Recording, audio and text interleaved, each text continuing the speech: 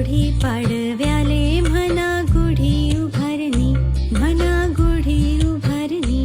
काय लोकाची भीतरा कसे भांगोटा पेले, उभा जमिनीच्या मंदी आड म्हणती उभ्याले.